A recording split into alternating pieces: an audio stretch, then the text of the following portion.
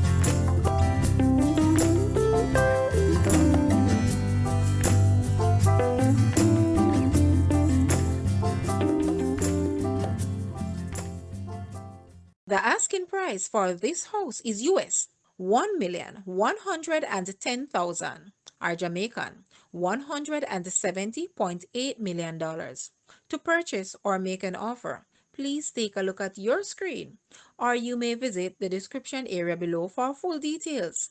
If you like this video, please hit the like button and also share with a friend. Thanks for watching, guys.